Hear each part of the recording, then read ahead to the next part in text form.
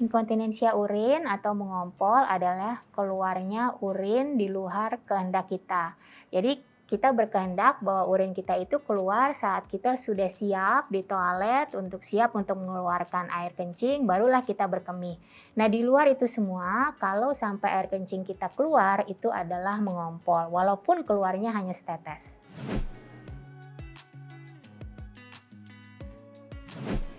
Gejalanya adalah, keluarnya air kencing di luar dari kehendak kita atau di luar dari saatnya yang kita inginkan. Sebagai contoh misalnya saat batuk, atau tertawa, kemudian saat berolahraga, saat kita naik tangga dan beraktivitas, kemudian keluarlah air kencing walaupun hanya setetes sudah digolongkan dalam inkontinensia urin atau mengompol.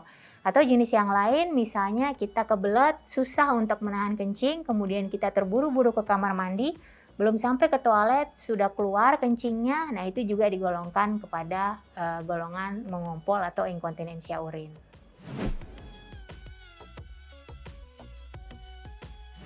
Normalnya dari kita bangun tidur sampai kita tidur kembali saat malam hari, frekuensi kira-kira sekitar 6 sampai 8 kali.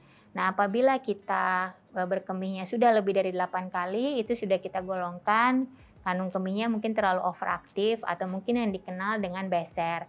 Nah, biasanya beser ini sering bergabung dengan mengompol tadi, jadi harus bolak-balik ke kamar mandi, tetapi kemudian tidak keburu sehingga terjadilah keluar kencing di luar kamar mandi misalnya, atau sebelum mencopot, celana atau membuka pakaian sudah basah. Nah, itulah yang dinamakan mengompol. Kemudian ada juga yang malam hari harusnya kita tidur dengan tenang, tidak terbangun saat malam, tapi ini kalau kalau kandung kemihnya overaktif, kadang-kadang harus terbangun lebih dari satu, bahkan ada yang bangun sampai 6 7 kali. Nah, itu kemudian buru-buru ke kamar mandi, kemudian tidak keburu juga, biasanya disertai mengompol juga.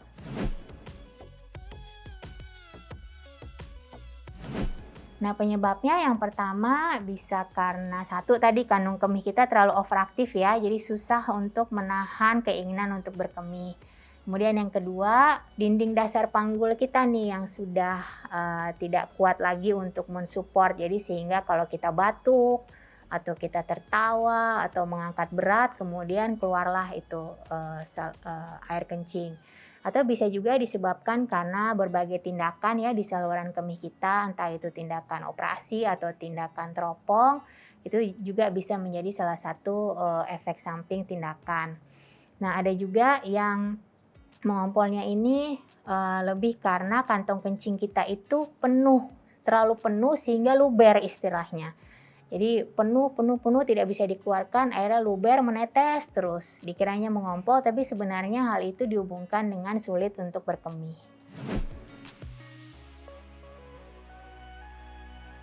Nah, pencegahan yang paling kita bisa lakukan, terutama yang berhubungan dengan beser tadi adalah mengatur jumlah dan jenis cairan. Jenis cairan yang terbaik adalah air putih ya, mungkin bisa dihindari cairan-cairan yang mengandung banyak kafein seperti kopi, teh, soda, alkohol, kemudian makanan atau minuman yang terlalu kecut atau pedas, nah itu bisa dihindari.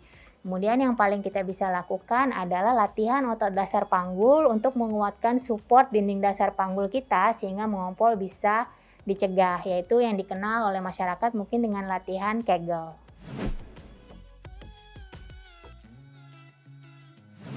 Nah, pengobatannya yang pertama adalah tadi modifikasi perilaku ya, kita mengatur makan, kita mengatur minum kita, mengatur jumlahnya, mengatur jenisnya, kemudian kita melakukan latihan otot dinding dasar panggul dengan Kegel exercise. Selain itu kita juga bisa mengkonsumsi obat-obatan yang diresepkan oleh dokter yang bisa mengurangi kejadian mengompol, sampai juga ada beberapa tindakan operasi yang bisa dijadikan pilihan. Entah itu secara yang tidak ada lukanya dengan teropong atau dengan operasi yang lukanya besar yang sebenarnya jarang, dilakukan untuk mengompol.